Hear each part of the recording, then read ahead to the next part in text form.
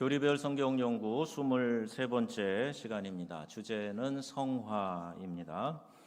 이 성화의 영어의 sanctification이라고 되어 있는데, 이 성화의 교리는 신학적인 해석에 따라서 조금씩 다릅니다. 그러나 성경의 기본 진리에서 크게 어긋나거나 벗어나는 것은 아니고, 강조하는 바가 또 해석하는 바가 조금씩 차이가 있어요.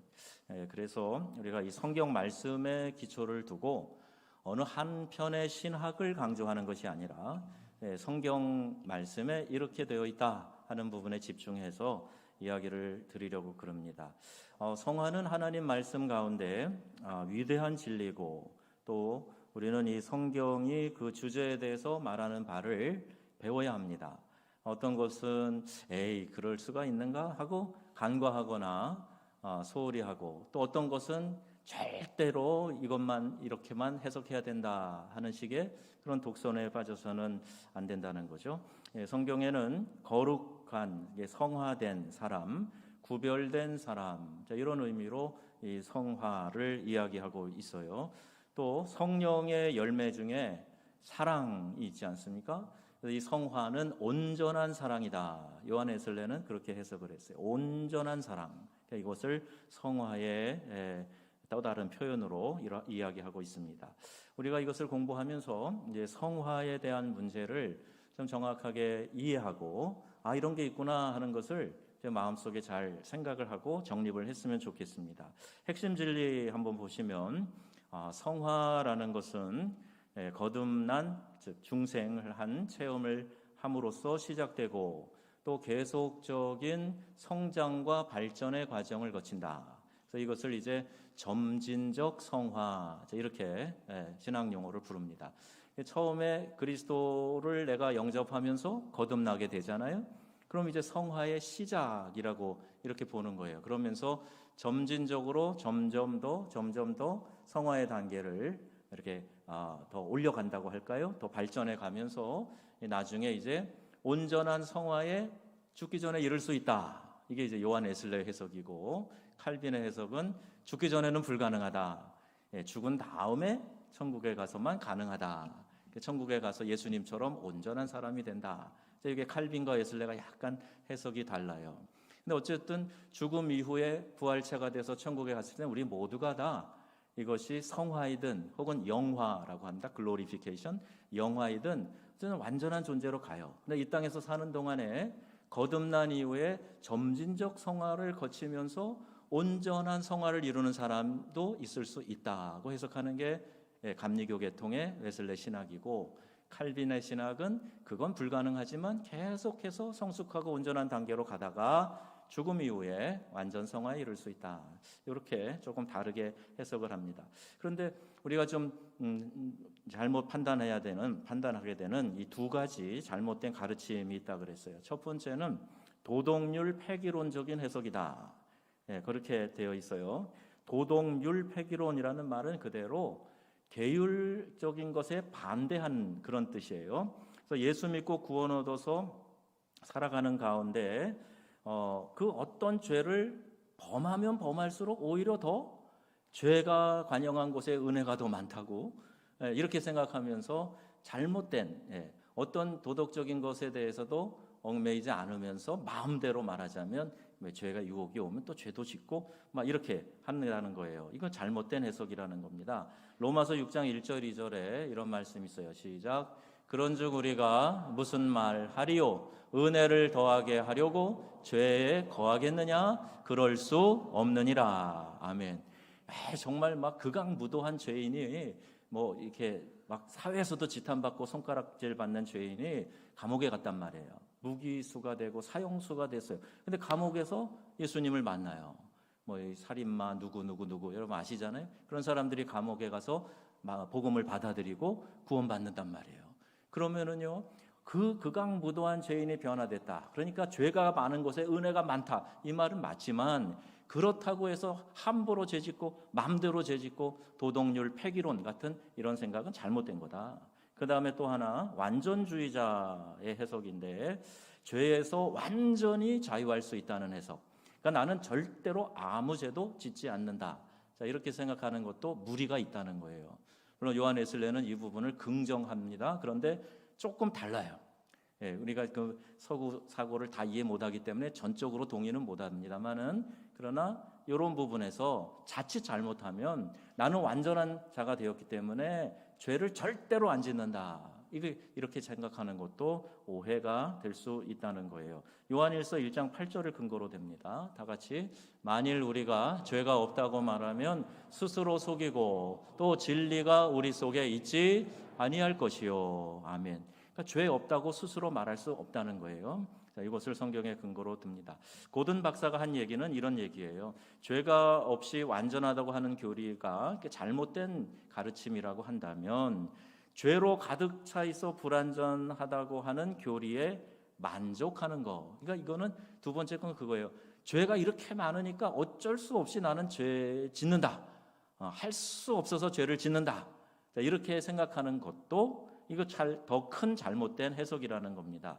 그래서 세속적인 그리스도인이 완전한 그리스도인을 향해서, 완전을 추구해가는 그리스도인을 향해서 돌을 던지는 격이기 때문에 이게 더 잘못된 가르침이다, 이 이야기예요.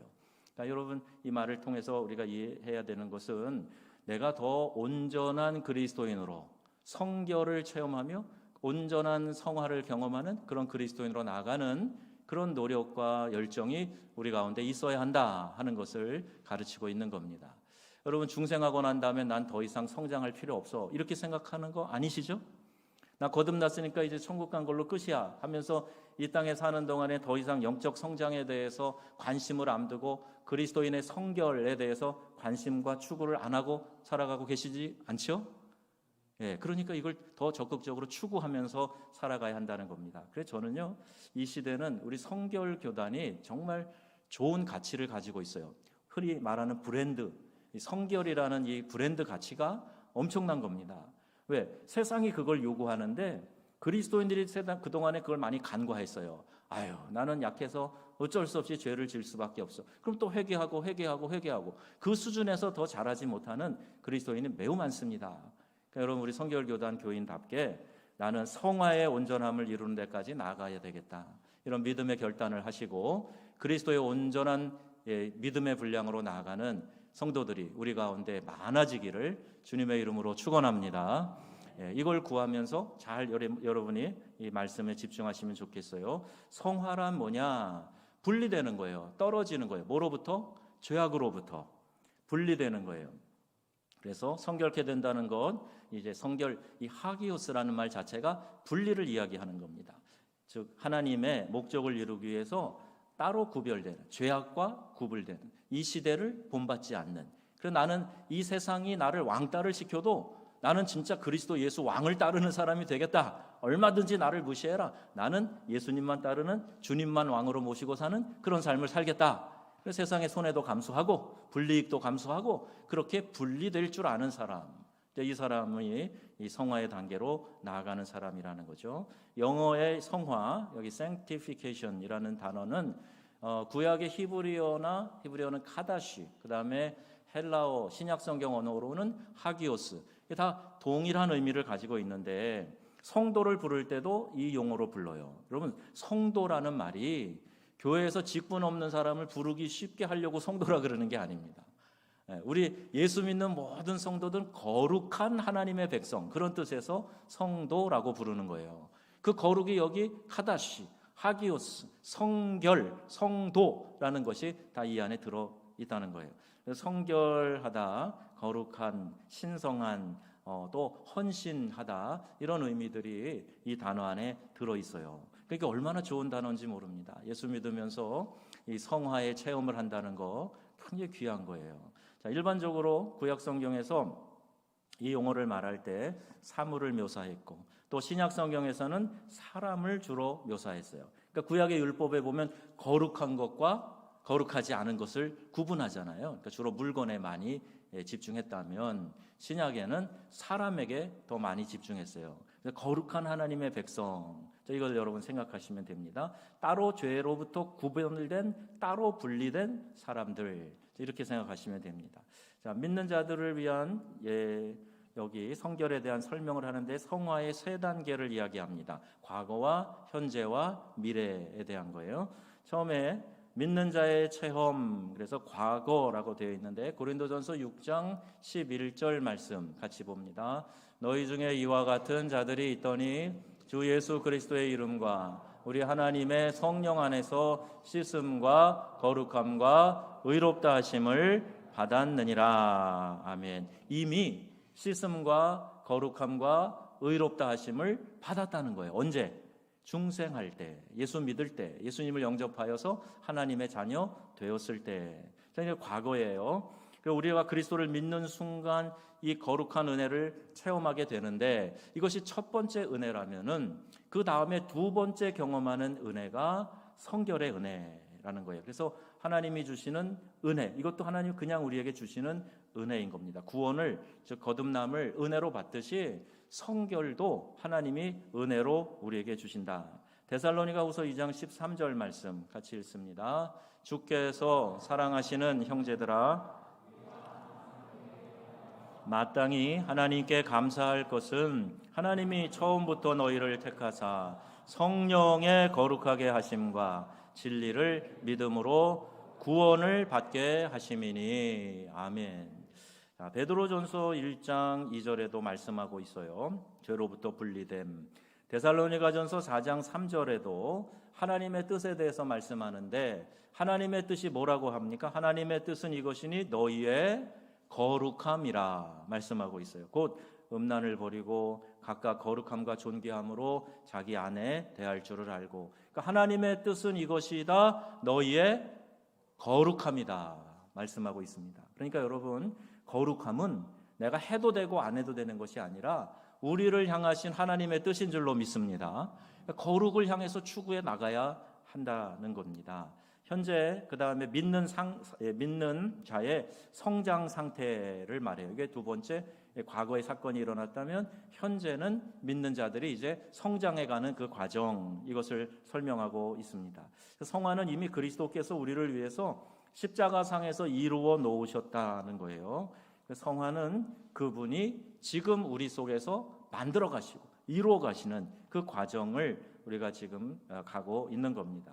그래서 믿는 자는요, 은혜 속에서 성장해야 됩니다. 그래서 구별된 위치에서 서서 계속해서 우리가 믿는 자로서 성장해 가려면 어떻게 해야 되는가? 이 성화를 위해서 성경을 배워야 돼요. 그리고 기도해야 됩니다. 자, 그리고 자신을 양보하면서, 희생하면서, 또 자신을 깨끗이 하면서 이렇게 더욱더 그리스도를 닮아가려는 노력을 하게 될 때, 그때 성장하는 거예요. 가만히 놔두면, 때가 되면, 시간이 지나면 저절로 성장하는 게 아니고요. 이 영적 성장은 이런 노력을 해야 되는 거예요. 그러니까 기도하고 또 말씀 속에서 예수 그리스도를 닮아가기를 원하면서 내 자신의 육적인 소욕을 제어하고 나를 죽이고 헌신하면서 나를 깨끗이 하면서 이렇게 계속해서 성장해 가게 되는 겁니다. 요한복음 17장 19절 말씀 한번 보겠습니다. 또 그들을 위하여 내가 나를 거룩하게 하오니 이는 그들도 진리로 거룩함을 얻게 하려 함이니이다. 아멘. 거룩함이라는 단어가 구약에도 나와요. 레위기에도 내가 거룩하니 너희도 거룩하라. 제사장이 이마에다 쓰는 이 표에다가 여호와께 성결 이렇게 쓴단 말이에요. 그리고 지금 이 신약의 이 말씀에도 그들을 위하여 내가 나를 거룩하게 하오니 이는 그들도 진리로 거룩함을 얻게 하려 함이라 말씀하고 있어요. 그러니까 거룩함은 하나님이 그 백성된 우리들에게 원하시는 바이다 하는 것이죠.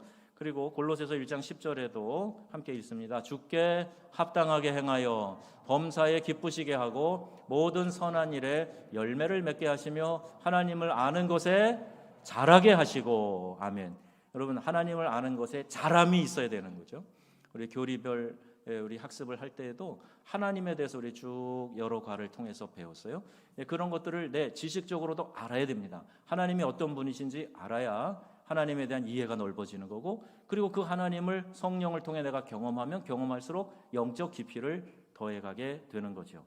자, 그래서 자라가라 말씀하고 계시고, 히브리서 2장 11절에도 거룩하게 하시는 이와 거룩함을 입은 자들이 다 한 근원에서 난 자라. 그러므로 형제라 부르시기를 부끄러워하지 아니하시고. 또 거룩함을 입은 자들이 다 한 형제 자매들, 그리고 거룩하게 하시는 이와 함께 한 가족이 되어 있는 거예요. 그러니까 그 안에서 우리를 형제라고 혹은 성도라고 부르는 것에 부끄러워하지 않는다.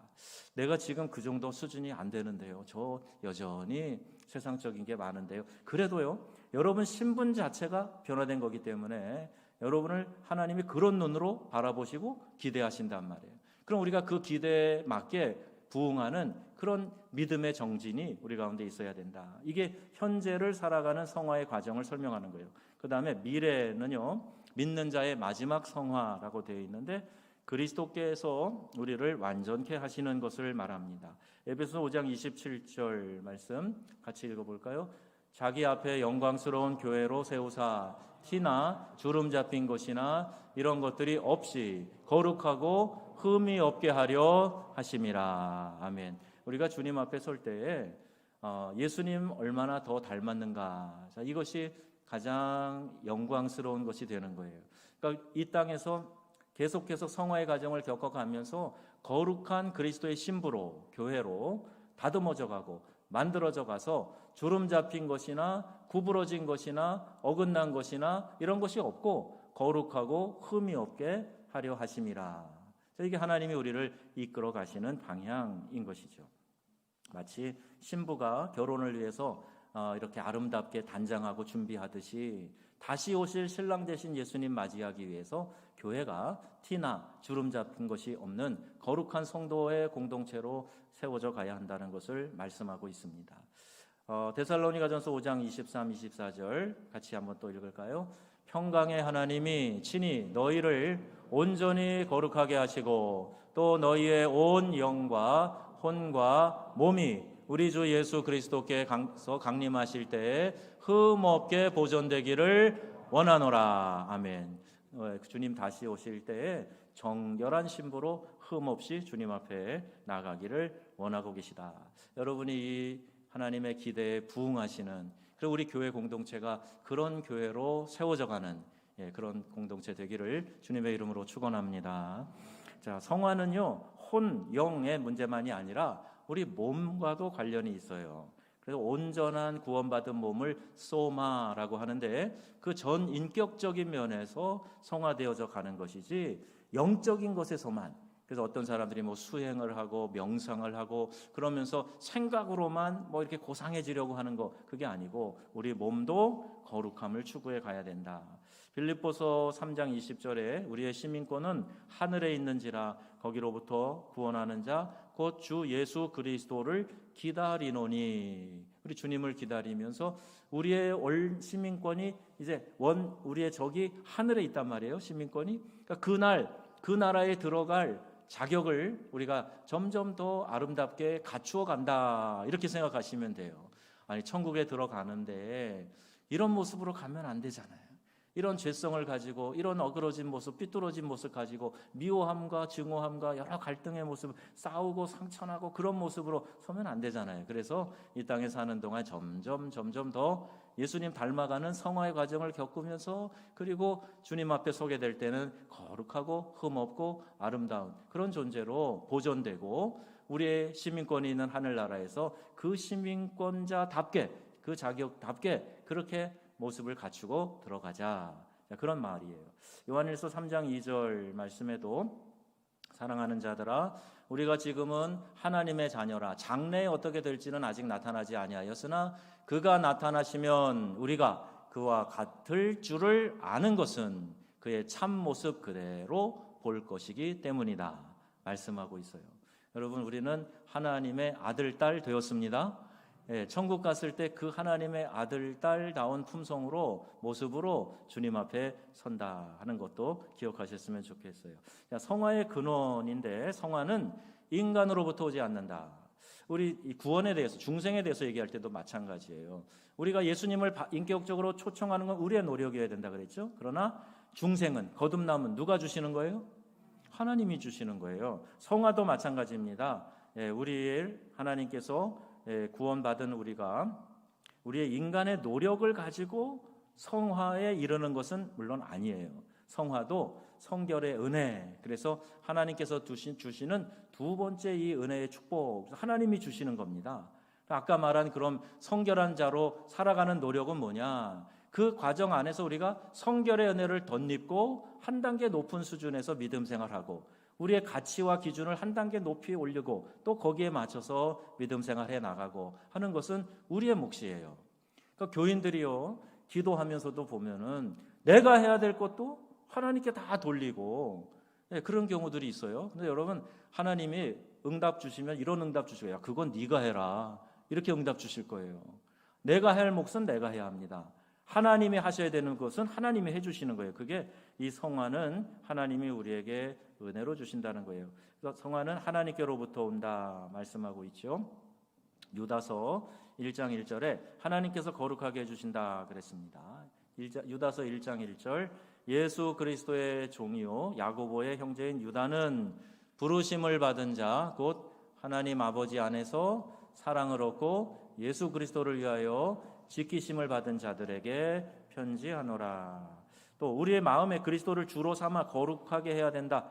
베드로전서 3장 15절 말씀이에요. 너희 마음에 그리스도를 주로 삼아 거룩하게 하고 너희 속에 있는 소망에 관한 이유를 묻는 자에게 대답할 것을 항상 준비하되 온유와 두려움으로 하고 예수 그리스도를 주로 삼아 우리 마음을 거룩하게 해야 된다. 자, 성화는 하나님께로부터 온다고 그랬고 성화는 그리스도께로부터 온다. 예수 그리스도께서 히브리서 10장 10절 몸을 단번에 들이심으로 말미암아 우리에게 거룩함을 덧입도록 하나님 우리 그리스도께서 역사하셨다. 주님이 우리에게 그 기회를 주신 거예요. 그래서 6장 11절 고린도전서 읽어보겠습니다. 성령 안에서 씻음과 거룩함과 의롭다 하심을 받았다. 그래서 성화는 성령의 역사로 우리 안에 거룩함, 의롭다 하심, 씻음 이것을 허락해 주신다는 거예요. 여러분 기도할 때요. 내가 회개 기도하잖아요. 그러면 이 안에 말할 수 없는 감동이 일어나서 이 감정이 억제가 안 될 만큼 막 눈물 콧물이 쏟아지고 참회하게 되고 막 엉엉 우는 사람. 어떤 사람은 이게 사람의 소리인지 짐승의 소리인지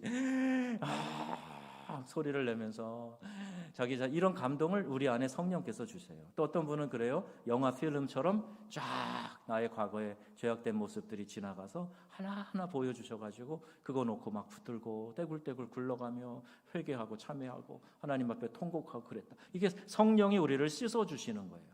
성령이 우리를 씻어주시고 거룩하다 하시고 의롭다 하다 칭해주시는 것. 이게 성령으로부터 왔다는 겁니다. 바울도 이 이야기를 분명히 하고 있어요. 하나님이 처음부터 너희를 택하사 성령의 거룩하게 하심과 진리를 믿음으로 구원을 받게 하심이다.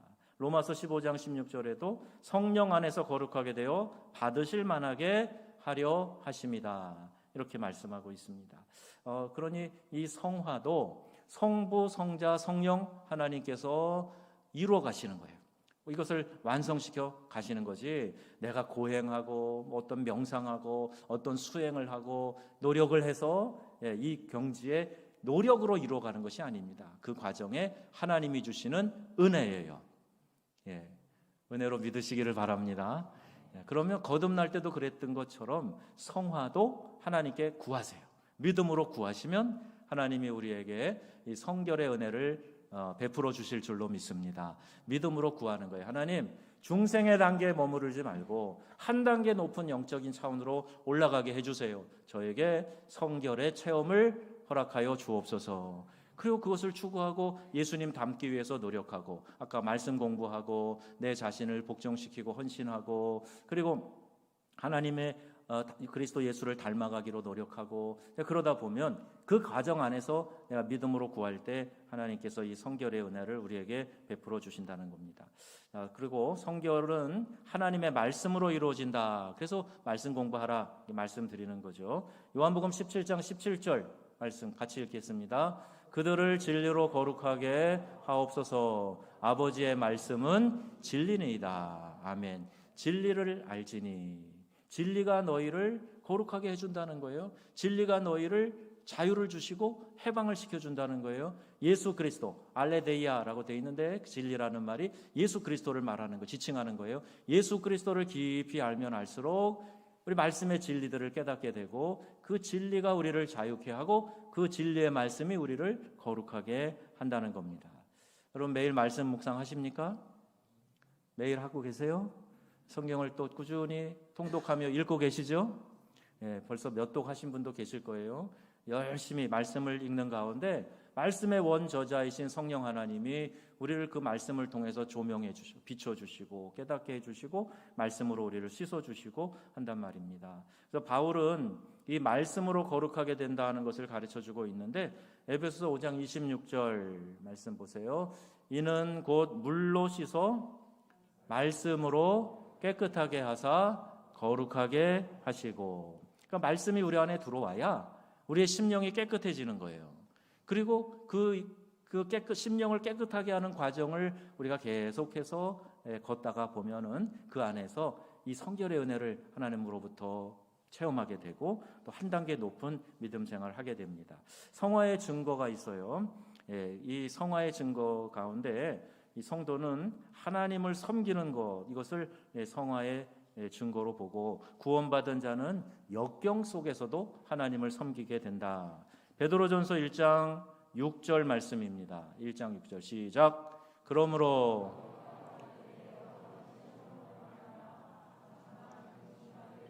않을 수 없으나 오히려 크게 기뻐하는도다. 아멘. 구원받은 성도는 역경 속에서도 기뻐한다. 성도는 성령의 열매를 나타내야 된다. 갈라디아서 5장에 보면 성령의 열매가 9가지 열거되어져 있습니다. 오직 성령의 열매는 사랑과 희락과 화평과 오래 참음과 자비와 양선과 충성과 온유와 절제, 이렇게 9가지 열매가 나오고 있어요. 그러니까 성령 안에 거하면 이 열매가 저절로 맺혀지게 되는 거예요. 내가 주님과 동행하고 있는 사람인가? 이걸 아닌가? 여러분 이걸 한번 여러분 스스로 점검해 보려면 내 삶에 성령의 열매가 맺히고 있는가?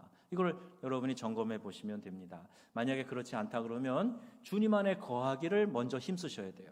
내가 주님 안에 거하기를 원합니다. 말씀 안에 거하기를 원합니다. 성령이 내 안에 계셔서 충만하게 역사하여 주옵소서. 나를 꽉 붙잡으셔가지고 강권하고 인도하여 주옵소서. 나 자신을 하나님께 맡기면서 나가게 되면요, 성령의 9가지 이런 열매들이 자연스럽게 맺혀지게 된다. 자, 이것이 이제 성도들의 성령의 열매로 우리 성화의 증거가 나타나게 되고, 또 히브리서 13장에 보면 모든 선한 일에 너희를 온전하게 하사 자기의 뜻을 행하게 하신다 그랬습니다. 이것도 역시 말씀대로 살아가는 일이 버겁고 힘들고 괴롭고 그러지 않아요. 말씀을 순종해서 그 말씀대로 살아가는 게 기쁘고 감격스럽고 그렇단 말이에요. 그럼 새벽기도 나오실 때 어떤 데 많이 졸립잖아요. 그런데 새벽기도 드리고 막 갈 때 발걸음이 가볍고 휘파람이 나오고 그러는 것은 성령이 우리 안에서 그와 같은 기쁨을 허락하시기 때문이에요.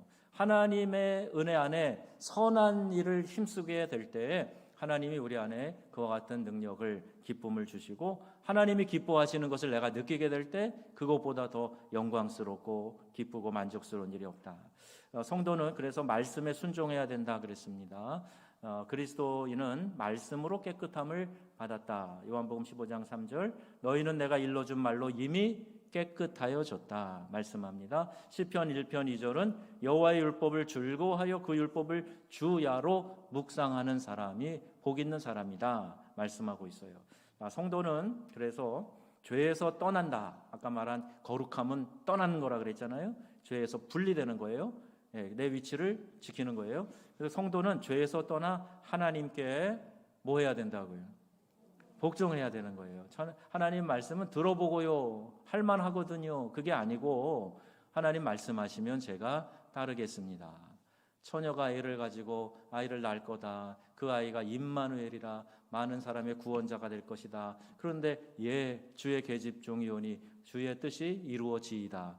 그럼 천천병력과도 같은 이야기에 그냥 하나님이 말씀하신 거면 아브라함이 이야기할 때 내 아들 독자 바쳐라 그랬을 때 이게 복종이에요. 할 수 없는 것 같은데 그래도 하나님 내게 말씀하셨기 때문에 에라 모르겠다. 그럼 믿음으로 순종해 나가면 결과는 누가 책임지시는 거예요?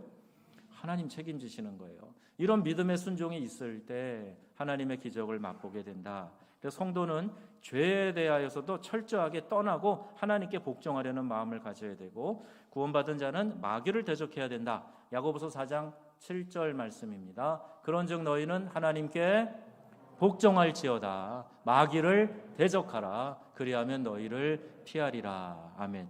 철저하게 하나님께는 뭐요? 복종. 마귀는 대적. 하나님께는 복종. 마귀는 대적하는 거예요. 주의 말씀이면 아멘, 아멘, 아멘 하고 복종한다. 그런 마음의 각오를 갖고 있으면요, 결정이 쉬워요. 그런데 갈팡질팡하면 더 힘들어요. 더 힘들어. 팍 일어나 버리면 되는데 5분만 더 자고 5분만, 3분만, 2분만 계속 알람 맞춰놓고 그러면요 더 피곤해. 딱 결단을 하고 일어나면 되는 겁니다. 그냥 순종하면 되는 거예요. 하나님께는 어쨌든 말씀하시면 감동 주시면 무조건 복종하고, 마귀는 이거 시험이 오는구나 무조건 대적하는 거예요. 대적하고 보는 거예요. 그리스도인은 하나님과 가까이 하면서 그분 앞에서 겸손해야 된다. 야고보서 4장 8절과 10절인데요. 8절 말씀부터 읽겠습니다. 하나님을 가까이 하라. 그리하면 너희를 가까이 하시리라. 죄인들아 손을 깨끗이 하라. 두 마음을 품은 자들아 마음을 성결하게 하라. 아멘. 하나님을 가까이 하시는 성도님들 다 되시기를 바랍니다. 말씀과 기도로 하나님께 가까이 갈 수 있어요. 하나님께 가까이 하려는 마음을 갖고 다가가면 하나님이 우리를 더 가까이 하신단 말이에요. 더 가까이 하신단 말이에요. 그러니까 두 마음 품지 말고 하는 척만 하지 말고 겉으로만 그렇게 보여지는 것만 하려고 그러지 말고 진심으로 하나님을 가까이 하라. 그리고 주 앞에서 자기를 높이라 낮추라. 그리하면 주께서 너희를 높이시리라. 낮추는 마음 가져야 된다는 거예요. 또 그리스도인은 대화를 나눌 때에도 거룩, 즉 구별이 있어야 된다는 겁니다. 베드로전서 1장 15절 말씀 같이 읽겠습니다. 오직 너희를 부르신 거룩한 이처럼 너희도 모든 행실에 거룩한 자가 되라. 아멘. 그리고 16절 말씀 보면 그분이 거룩함으로 우리도 거룩해야 한다 말씀하고 있습니다. 자, 여러분, 거룩은요 저 하늘에 떠 있는 구름 같은 게 아닙니다. 실제적인 주님의 명령이에요. 하나님의 뜻입니다. 내가 거룩하니 너희도 거룩해라 말씀하고 계시고, 이 거룩한 삶을 추구하기 위해서 우리는 기도와 말씀으로 우리 주님을 닮아가려는 노력으로 그렇게 늘 경건에 힘쓰는 마음을 갖게 되고, 한 가지 분명한 것은 여러분이 구하셔야 돼요. 은사도 하나님이 구할 때 주시는 것처럼 내가 성결의 체험을 하길 원합니다. 이 성결의 은혜를 저에게 주시옵소서. 그래서 기도하는 거예요. 그러면 하나님이 어떤 기회에, 마치 요한 웨슬레가 그 올드 게이트 그 거리에서 로마서 이 서문 주석을 듣는 가운데 갑자기 그가 거기서 온전한 회심을 하게 됩니다. 거기서 회심을 하게 돼요. 회심 전에 웨슬레는요 열심히 있었던 사람이에요. 저 미국 아메리카 북아메리카 대륙에 선교사로도 갔던 사람이에요. 주랭랑 치고 돌아오긴 했지만, 그때 모라비안 교도들을 만나면서 와, 저들은 풍랑 속에서도 저렇게 태연하게 찬양하는데 이 두려움은 뭐냐 고민을 하는 거예요. 그러다가 그가 길거리에서 로마서 주석을 서문을 주석 낭독하는 걸 들으면서 의인은 믿음으로 말미암아 산다라는 이 로마서의 주제와 그 해석들을 들으면서 거기에서 회심을 경험하게 됩니다. 제가 그 거리에 가봤는데 그냥 예쁜 조그만 길이에요. 근데 거기서 누군가가 전도자가 낭독을 하는 걸 들으면서 그 회심을 경험하게 돼요. 여러분, 신앙의 모양은 갖추었어도 온전한 회심이 없는 사람들이 있을 수 있단 말입니다. 그러니까 여러분, 말씀을 가까이 하시고 하나님 가까이 하시고 중생의 체험뿐만이 아니라 성결의 은혜를 체험하실 수 있기를 바랍니다.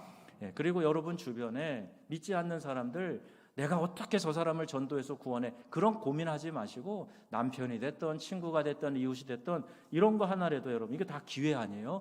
오셔서 말씀 들어보세요. 우리 교회가 이런 잔치를 하는데 한번 초청하니 방문이라도 한번 해주세요. 이래가지고 친척들 친구들 교회 와서 그 안에 앉아있는 동안에 들려지는 말씀 가운데 그가 어떻게 도전받고 하나님의 만지심을 경험하고 어떻게 변화될지 몰라요. 여러분, 이런 기회를 다 선용하셔서 내 자신뿐만이 아니라 우리 주변에 있는 사람들에게도 이 복음이 전해질 수 있도록 힘쓰시기를 바랍니다. 자, 성화의 세 가지 시제, 과거, 현재, 미래 말씀드렸고, 또 거듭난 신자들은 이미 거룩해졌는데 이것으로 완성된 것이 아니라 이제 성령과 말씀을 통해서 이 거룩함을 더욱 힘입고 나가야 되고 성결의 은혜를 체험해서 이 땅에서 하나님이 주시는 이 성화를 온전히 경험해보는 그런 삶을 목표로 삼아서 나아가자 말이에요. 나는 성질이 저대에 나는 안 돼. 나는 내 성질대로 믿을게요. 그러면서 막 혈기 부리고 뭐 방자히하고 함부로 말하고 그거 아닙니다. 성령이 내 안에서 역사하실 때 내가 어떻게 바뀌어질 것인가 한번 보세요. 성령 오순절 성령 체험 이후에 제자들의 그 모습들이 어떻게 변했는가 한번 보세요. 대표적인 예로 요한 제자 요한을 보세요. 야고보의 형제 요한 보세요. 그가 막 불같은 사람 아닙니까? 보아너게 우르의 아들 막 다혈질 충만한 사람. 그 사람이 성령의 역사를 통해 변화되니 사랑의 사도가 되지 않았어요? 요한 1, 2, 3, 4 읽어보세요. 요한복음 읽어보세요. 늘 사랑 이야기하는 그런 사도가 되었어요. 여러분, 하나님이 역사하시면 내 기질 안에서 최선의 것을 하게도 하시고 나를 완전히 변화시키시도 하고 내 삶의 중요한 가치, 내 세계관 바꿔놓으시는 게 하나님의 역사인 줄로 믿습니다. 그래서 여러분 이걸 추구하셔야 돼요. 한 단계 높은 영적인 세계를 추구하셔야 됩니다. 그게 바로 성화입니다. 날마다 자신을 바치고 죄 사함을 받고 말씀 공부하고 마음으로 끊임없이 기도함으로 우리는 이런 영적 성장을 이룰 수 있게 되고 이 성화를 점진적으로 계속해서 더 성장시켜 나가 원숙한 신앙인이 될 수 있다. 그래서 이런 하나님 앞에 구별됨을 받은 사람, 즉 성도로서 살아가게 된다 하는 겁니다. 자, 이제 히브리서 13장 12절 말씀 마지막으로 같이 읽겠습니다. 그러므로 예수도 자기 피로써 백성을 거룩하게 하려고 성문 밖에서 고난을 받으셨느니라. 아멘. 예수님이 십자가에 죽으신 것도 결국 그 백성을 거룩하게 하시기 위해서 성문 밖에서 고난을 받으셨다. 십자가에서 죽으셨다. 이렇게 말씀하고 있어요. 여러분, 이 성화는 우리에게 주신 하나님의 큰 은혜인 줄로 믿습니다. 거룩한 하나님의 백성으로 살게 하여 주시고 주님 더욱 닮게 하여 주시고 이 일을 위해서 말씀과 기도에 전력하는 저와 여러분들 다 되시기를 우리 주 예수님의 이름으로 축원합니다. 아멘.